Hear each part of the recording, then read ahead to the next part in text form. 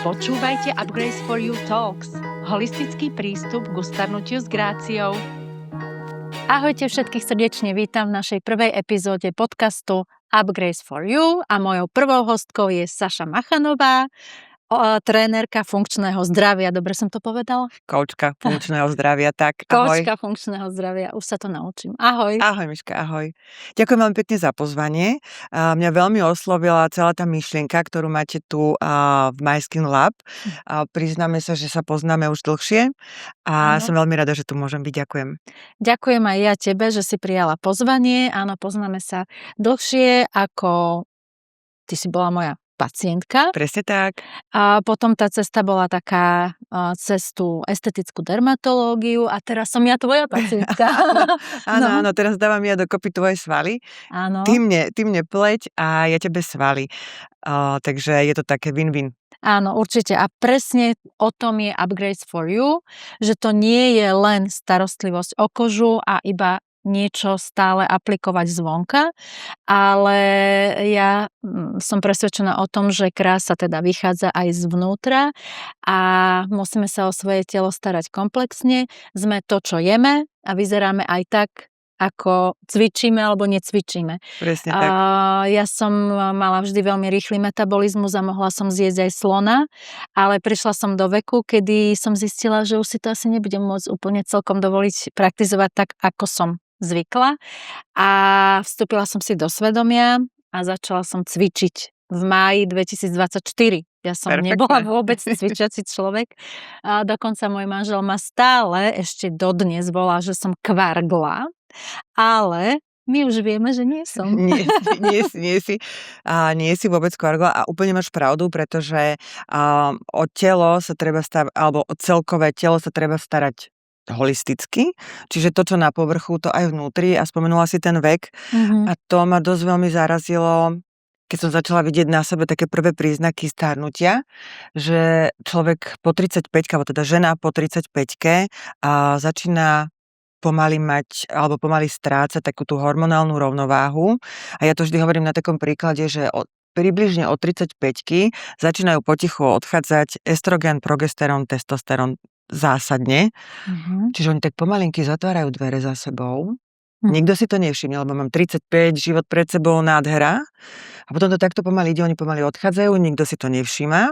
A zrazu okolo 45-ky, možno niekde niekomu neskôr, niekomu skôr, proste vstane celá trieda, buchnú dvere, všetko odišlo a z pondelka na útorok sa zobudíme proste bez svalov, ochabnutá tvár, takže a toto všetko týmto celým som si prešla, preto som vlastne bola aj tvoja pacientka, pretože som chcela nejako omladiť tú pleť a tak ďalej, ale vlastne vôbec som netušila, že v nás vnútri prichádza k nejakým hormonálnym zmenám, ktoré potom ústia do perimenopauzy, menopauzy a tak ďalej. A to má veľký efekt na to, ako náš metabolizmus alebo ako naše telo s nami spolupracuje. Takže to je veľmi dôležité. Áno, je vedecky dokázané, že prvé známky starnutia sa viditeľne prejavia na koži okolo 25. roku veku. My v podstate starneme od narodenia, ale do toho 25. veku ako keby rastieme a potom už starneme. A naozaj tie hormonálne zmeny počas života ženy sú veľmi vlnité aj v rámci jedného menštruačného cyklu a potom prichádzajú ďalšie veľké hormonálne zmeny v období tehotenstva alebo po ňom, alebo ako sme už načrtli v období premenopauzy, perimenopauzy, menopauzy a postmenopauzy. Napríklad ešte keď sa pridruží nejaké ochorenie, ja konkrétne som mala endometriózu, čiže ja som bola v mojej prvej menopauze alebo postmenopauze. Už keď som mala 26 rokov, bola to vlastne injekčne hormonálne navodená menopauza a to teda bol poriadny šok a som si tak vtedy povedala, že keď sa raz dostanem do tej naozajstnej, tak sa budem v estrogenoch kúpať, pretože nie len, že som bola nervózna a potila som sa, mala som tie hrozné návaly, lebo to bolo vlastne z večera do rána sa to celé udialo, ale čo mi úplne najviac prekážalo, bolo to, že som mala veľmi zlý spánok. A vieme, že spánok je extrémne dôležitý pre celé naše telo, pre náš mozog. Je to stav, kedy vlastne máme možnosť regenerovať a práve tá spánková hygiena, keď je narušená, tak zase je dokázané, že človek, keď sa zle vyspí alebo spí menej ako 8 hodín, tak sa môže v podstate správať, ako keby mal pomaly 2 promile alkoholu v krvi. Preto v Amerike sa každých 30 sekúnd stane autonehoda spôsobená zlým spánkom a nie alkoholom. Vidíš to, ja som presne začala riešiť, že čo sa so mnou deje, keď som prestala mať kvalitný spánok. No. A tým, že ja veľa cvičím a chcela som mať na sebe nejaké viditeľné výsledky a tie výsledky nechodili, tak mi to nešlo do hlavy. Len to je presne to, že už teraz je našťastie veľmi veľa informácií o všetkých tých pauzách a hormonálnych nezrovnalostiach, ale ja keď si to predstavím, keď ja som mala 35, tak ja som si myslela, že som nesmrteľná teta, že mňa sa toto vôbec netýka, že proste, že to mám ešte plno času, len keby som mala tieto informácie, úplne inak sa o seba starám, ako teraz, lebo presne je to o tom, že z pondelka na utorka sa zobudíš a je to tu. Proste totálny disbalans, nespíš jedno s druhým, čiže presne to, čo nevidíme v 35, lebo ja tu tak hovorím všeobecne v 35, keď niekto to má skôr neskôr, ale presne to, že v 35-ke sa to telo začína pomaly meniť ženské. Vystupujeme ako keby do takého totálneho píku straty hormónov alebo toho balansu. A potom už je, nechcem povedať, že neskoro, nikdy nie je neskoro, len sme mohli tomu nejakým spôsobom predísť. A to sa týka aj starostlivosti opäť, lebo ja kedy som prišla k tebe? 43, 44 som sa spamätala, že treba niečo robiť. Ale našťastie dá sa niečo robiť, ale už možno také tie výsledky očakávania nie sú. Hlavne ide o to, že keď niekto príde po 40-ke, tak už nevieme robiť teda nevieme robiť prevenciu. Presne. Ale už musíme robiť korekciu. Čiže už liečbu toho starnutia ešte nevieme robiť tú starostlivosť takú, že by sme predĺžili tú mladosť, lebo máme zachované niektoré štruktúry tkanivá a tukové vankúšiky na tej tvári. Máme šancu zregenerovať alebo zabrániť tomu starnutiu pred 40-kou. Keď už niekto príde po 40-ke, tak už tie zmeny starnutia, tie sú už ťažko zvratiteľné, viditeľnejšie a už musíme v podstate to starnutie liečiť a nie mu nejakým spôsobom ho spomaliť, zabrániť mu. To už sme zmeškali proste. Veď toto, presne, že ja už som zmeškala nejaký vlak a práve preto tu máme tie rozhovory, že ako by sme mohli vlastne dodať nejaké informácie ľuďom, ktorí sú 35, 40, 45, 50 až 90, že vlastne čo v akom veku treba robiť, to je podľa mňa základ, lebo teraz je veľmi veľa informácie o menopauzách, perimenopauzách a tak ďalej, ale nikto nemá taký ten návod na to, že čo treba robiť. Čiže dobre, poďme teda ku koži a k vlasom. V 35-ke, že čo je prevencia pre pleť? No, ja by som povedala, že je extrémne dôležité sa chrániť pred UV žiarením, lebo to je jednoznačne dokázaný faktor, ktorý naozaj urýchľuje starnutie extrémne rýchlym spôsobom. Samozrejme, genetika je jedna vec, tá je neovplyvniteľná, ale našťastie je to niečo, čo nepokrýva celé to starnutie, ale je to napríklad 30% je genetika, ale 70% máme vo vlastných rukách, to znamená našu životosprávu. Spánok, jedlo, pitný režim a potom tá starostlivosť. Čiže SPF-ko je najlacnejší anti-aging, neopaľovať sa je ešte lacnejší, lebo keď sa nebudem opaľovať, v podstate si nemusím dávať ani to SPF-ko, ale to zase neznamená, že keď sa neopaľujem, že keď nevykonávam činnosť opaľovania, že na mňa to UV žiarenie nesvieti. Ono svieti, lebo na našu zem preniká každý deň UVA, UVB, dokonca aj vtedy, keď je zamračené a keď som niekde na horách, tak prijímam 180% UV žiarenia, lebo 100% ide z hora a 80% sa mi odrazí od snehu. Čiže tam naozaj som 180% mám UV žiarenia a vo vode, keď sme niekde v mori, v bazéne, tak je to isté, lebo tá voda je tiež ako zrkadlo a to UV žiarenie prijaté z hora mi odrazí ešte v 80% naspäť. Čiže 50 faktor je alfou a omegou každý deň. No a vlastne keď prídem po 25., po 35. Alebo medzi 25. 35. rokom života, tak stačí tú kožu dajme tomu iba jemne hydratovať, alebo je dodávať mikronutrienty, to sú všelijaké koktejly, ktoré obsahujú okrem kyseliny hyaluronové aj minerály, vitamíny, koenzýmy, stopové prvky, alebo nejaké polynukleotidy, aminokyseliny. Natierať alebo dávať Ehm, donútra?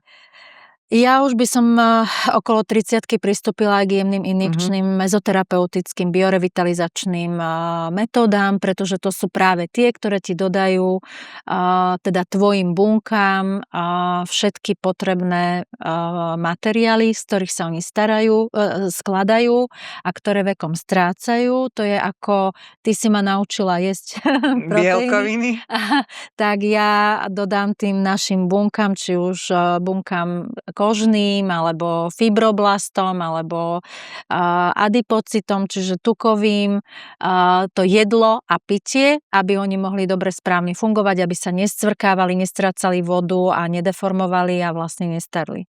To je presne to isté ako s telom. No. Presne to tak pekne, naozaj holisticky poňaté, pretože v určitom veku, ty si spomínala jednu vec, ty si povedala, že po 40-ke už ti prestal fungovať metabolizmus. A toto je jeden veľký mýtus, pretože tu nejde o metabolizmus, ide o percento, ide o percento svalovej hmoty.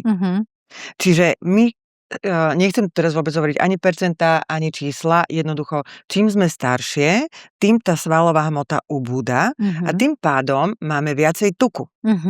My potrebujeme mať viacej svalovej hmoty, a to nehovorím teraz o tom, že máme vyzerať ako Hulk, ale funkčné svaly, ktoré za A aj vizuálne pekne vyzerajú, pretože nie si huspenina, nemáš celulitidu a zároveň vlastne to percento svalovej hmoty, čím je vyššie, tým ten metabolizmus rýchlejšie pracuje, pretože svaly potrebujú viacej ako keby práce, takže nám to páli, hovorím to veľmi zjednodušene, aby ste tomu rozumeli, pretože to nie je žiaden veľký kumšt. Je to jednoducho o tom, že musím pravidelne cvičiť, alebo mala by som pravidelne cvičiť. Čo to znamená pravidelne cvičiť? Presne, to idem povedať. Prispôsobovať to takto.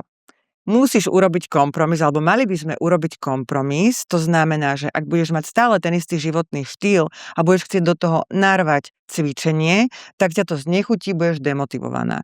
Čiže spraviť ten svoj týždenný režim tak, aby si tam vedela zahrnúť aspoň 2 tréningy týždenne po nejakých 40-45 minút, aby mali jasný plán na mesačnej báze, to znamená, že ty si nepredikuješ dopredu týždeň, ale keď máš dobrého kouča, spraviť jednoducho mesačný plán, Miška, tu začíname, chceme sa dostať niekam sem, samozrejme, že sa stane x vecí počas toho mesiaca, ale vždy je na tom koučovi, aby to nejako spravil, aby to jednoducho nejakým spôsobom prehodnotil, keď máš úraz alebo čokoľvek, napríklad teraz, takže my si počkáme chvíľku, takže tá pravidelnosť je tam 2-krát do týždňa minimálne, ale necvičiť tak, že cvičím, lebo dvíham činky, ale musí to mať jasný plán. Aby tam rovná sa nárast nejakej svalovej hmoty, rovná sa menej tuku a ten človek sa potom cíti lepšie. Čiže ja odporúčam minimálne 2-krát, ideál je 3-krát, ale keďže proste ľudia sú veľmi zaneprázdnení, jednoducho deti, neviem čo, treba to sklbiť tak, aby ti to vyhovovalo a aby si to potom brala ako umývanie zubov. Proste je to dané a hotovo. A ty máš nejaký špeciálny tréningový program pre ženy v tých rôznych pauzách, o ktorých hovoríme? Hormonálnych? Áno, presne. V búrkach? V našich búrkach mám, pretože sa to začalo týkať už aj mňa. Začala som Nie, nezačala. Ja som vlastne pokračovala v takom istom tréningovom pláne, ako som bola zvyknutá a moje telo začalo štrajkovať. Takže najprv som išla, OK, niečo mám so spánkom, tak to som si to všetko prešla a som potom nakoniec zistila, že sa jednoducho pri rôznych, ja som o tom hovorila pri HRT, pri hormonal replacement therapy sa vlastne človek zavodňuje, takže na to treba ísť úplne iný tréning, ako som bola doteraz zvyknutá. Stále trénuješ, stále poctivo trénuješ, ale už nebúšiš do toho tela tak, pretože mu musíš dať oddych v rámci tej adaptačnej doby, kedy zavodňuje, aby jednoducho sa upokojil, splasol a tie tréningy sú presne tak stavané na odvodnenie. Myslíš, že teda žena, trénerka je lepšia pre ženu v pauze ako muž? Úprimne áno. Áno, Aha. lebo vieš, zbytočne ti muž bude rozprávať o tom, jak proste dávať ti rady, jak čo máš robiť v menopauze a neviem čo všetko, keď on to v živote nezažil. To je akože dobre, keď si pozrieme, že máme gynekologov, porodníkov, dobre, tiež nikdy nerodili, ale sú výborní, ale ja si myslím, že táto menopauza, perimenopauza je tak strašne špecifická, pretože tam ide psychika, vonkajšok tela, vnútrajšok, svaly, všetko je tam taká strašná búrka, že tá žena, ktorá si tým prešla, alebo si tým prechádza, asi rozumie tým ženám viacej. Myslím si, lebo aj ja mám voči tebe mám o mnoho väčšiu dôveru a keď proste sa so mnou hráš v odzvukách, keď ma liečiš, keď mi napravaš nejaké veci, ako možno u nejakého doktora, lebo vieš, čo ma trápi, vieš mi pozrieť troška do duše a ja sa snažím pozerať do duše tým mojim klientkám. No tak to je krásne. Tak verím, že sme vás aspoň trošku zaujali a ak áno, tak nás pozerajte aj na budúce a budeme mať, verím, že ďalšiu zaujímavú hostku.